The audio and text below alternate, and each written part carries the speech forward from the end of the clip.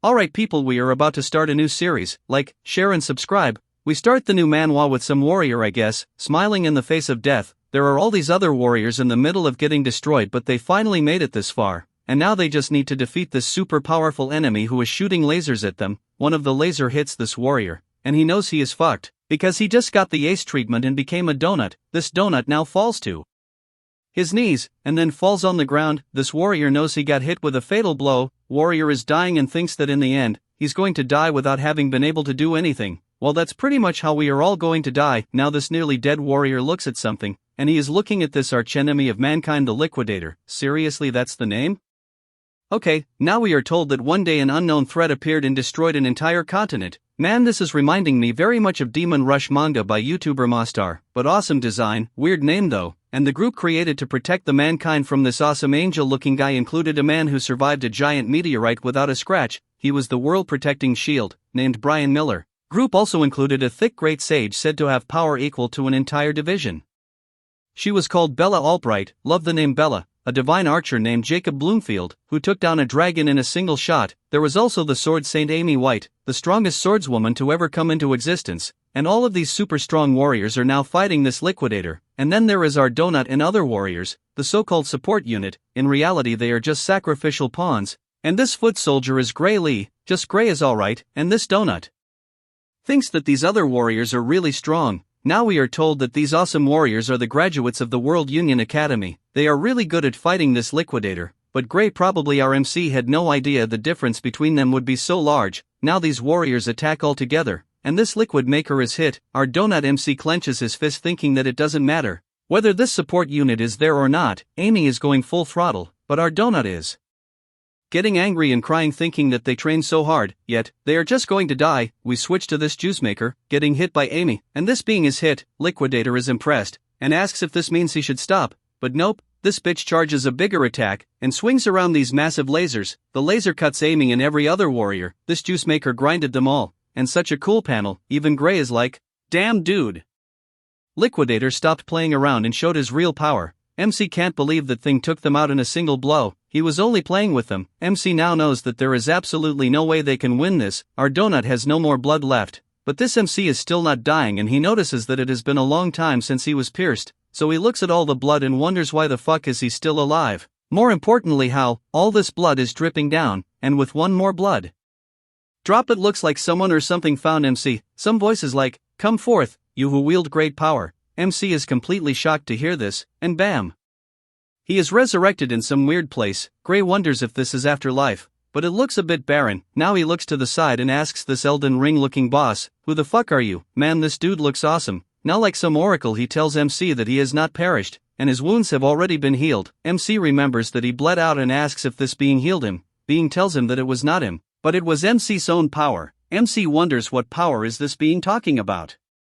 This divine a-hole is like, I cannot explain it to you, for even he is unable to properly analyze his power, but he does tell Gray that his power is greater than that juice maker's, that is if he can control it properly. MC, all worried, asks if they can win this. Divine a-hole is like, I do not know, and he won't have high hopes, yet he also believes that they need to get rid of this Samsung juice maker, which is why this piece of shit puts his hand through MC, making him a donut once more. Now Gray can leave, like what the actual fuck, man. But suddenly MC starts glowing with this bright light. Oh okay, this is how that being gave MC some of his power. Man, such a cool panel. MC is glowing like crazy. We are back in the battlefield. He is trying to get up and grabs his sword, and the instant he lifts it, it starts going dark. This black sword is his power, but it's not the divine being's power. MC understands and steps forward. Liquidator notices him, but it's too late, and Gray all Ichigo like attacks with his Heaven Piercer Moonfang. Liquidator can't believe this. To think there was still a strong person remaining. Gray is sure his attack did some damage, so he dashes forward again. MC is sure his powers are stronger, and he is locked in,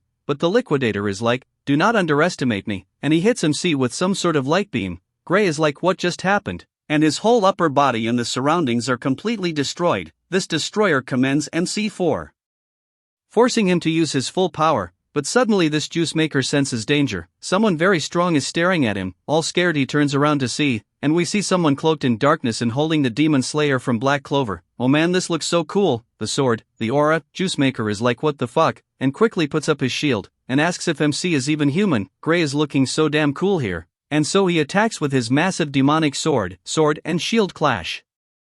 Juicer is trying to hold it but he's getting pushed back, and he is completely destroyed. With this massive wave from MC, now dying Liquidator asks again if MC is really human. Gray has the same question for him. Gray now gets down to the ground, so does the Juicer. They are both impressed at how they are still alive. MC compliments him that his strength is nothing to sneeze over. Liquidator opens his mouth to say something, but before he could speak MC gets up in his face and tells him that he's going to crush him over and over again until he's dead. And so Gray attacks this juice maker again, and this time his golden blood comes out. Liquidator calls MC a monster, but suddenly this bastard does some hand sign and starts glowing like some fallen angel, and tells us that time's up. Moon now appears in the sky. MC is shocked to see that it suddenly became night, but MC is like, well, so what, and goes to attack this being again. He swings his sword again but this time it is blocked by the golden shield. MC is shocked and confused to see this. Liquidator now tell him that it's all futile. Within this plane of true dusk, nothing is capable of harming him, so he did a domain expansion, and he tells MC to stop his useless resistance and take a look at the stars. MC looks up but he can't believe what he's watching. It's the stars and they are shining like crazy. Liquidator now asks, aren't they beautiful? And this meteor is about to fall on Gray, and bam, the nuke drops. This literal Liquidator is enjoying the scene. The blast clears and we see a giant crater where Gray was. Liquidator is sure that MC won't be able to revive if he's completely pulverized to dust, but some weird energy starts swirling inside the crater which shocks the Liquidator. A huge magic circle appears in front of him. Now the other divine being states that maybe MC has gathered a great amount of power, and this much should be enough to bring him back. Juice Maker realizes that this is Kronos speaking. Kronos now calls out to the one who wields great power, and he tells them that after using all of his power, he is going to send them back to the past. Liquidator yells at this bastard Kronos.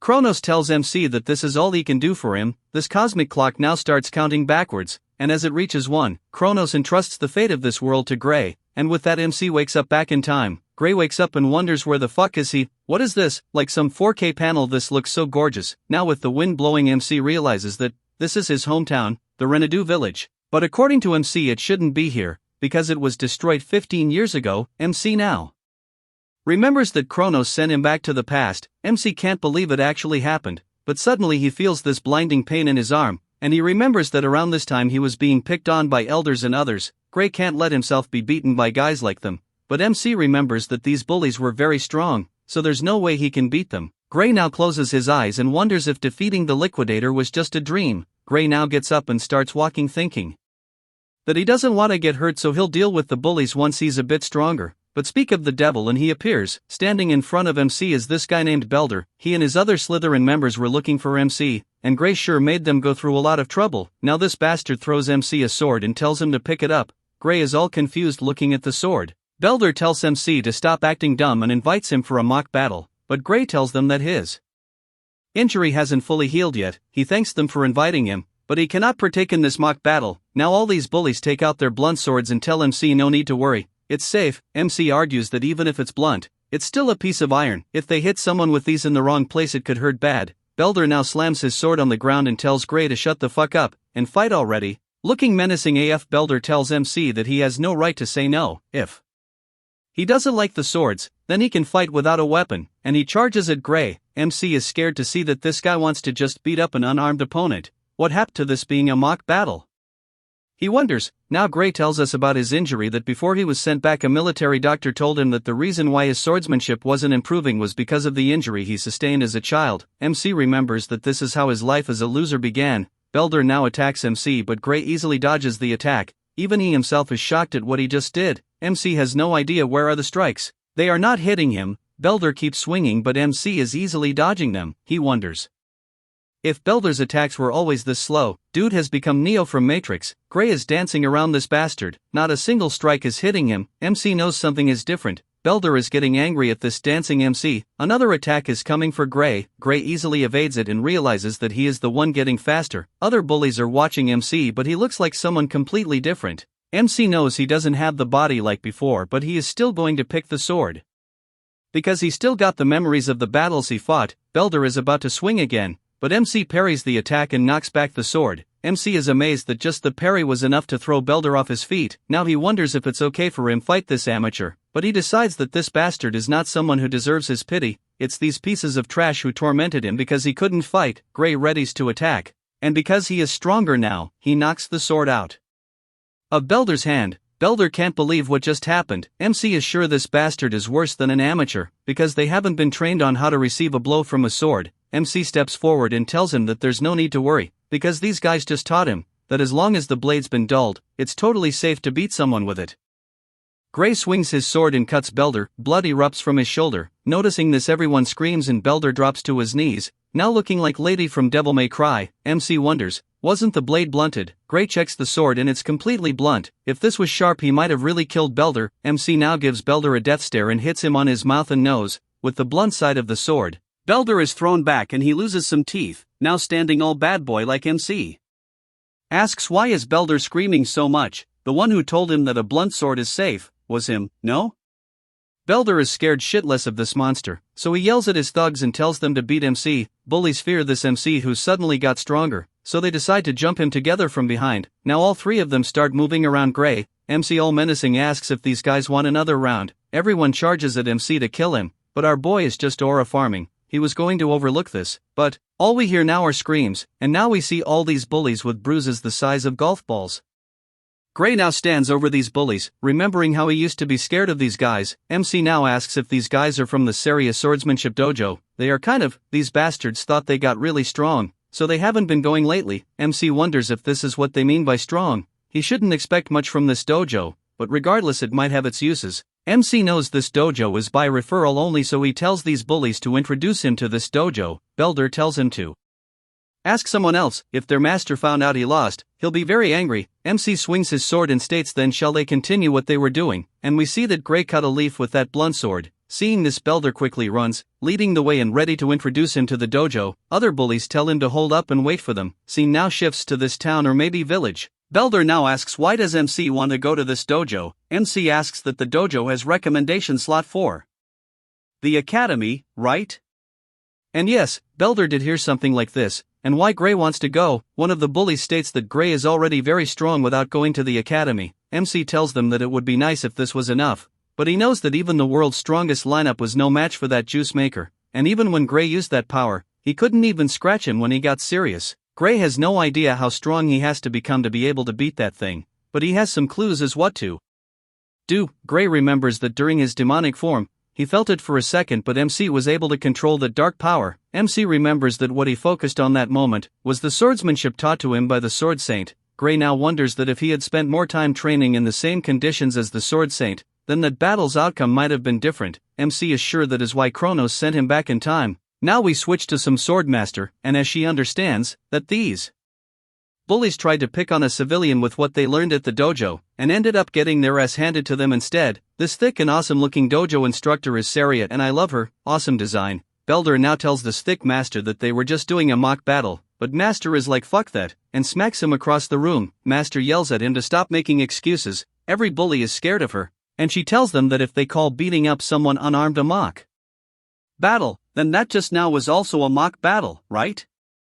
She now points her sword at Belder and tells her to leave and never return, and it's for all of them. From this point forward they can never call themselves a student of this dojo, and so all the bullies leave. Master now sits before Gray and apologizes for her former students and the trouble they caused him. MC tells her no need to worry about it. Master thanks him. Now she asks if MC wanted to get recommended to the academy. That's right, MC replies. MC asks her to do this as an apology for all the trouble those bullies caused him. Master tells him that as much as she would like to write a letter of recommendation, she has to confirm his abilities first. MC understands and Saria hands him a wooden sword. Saria now offers Gray the first move. He can attack whenever he's ready. MC starts swinging and we get this awesome panel. Master seems impressed, and realizes that Gray's swordsmanship is quite practical for his age. It feels like he's been through countless battles. Master swings to attack, but MC parries her sword and knocks it back. Master now realizes that Belder and the others were no match for Gray. His style is mostly self-taught, but sometimes it seems similar to the style taught at the academy. Master wonders if someone taught him, but it's still rough. He has a lot of talent, but he's a diamond in the rough. Master is ready to wrap things up, so she locks in and charges at Gray.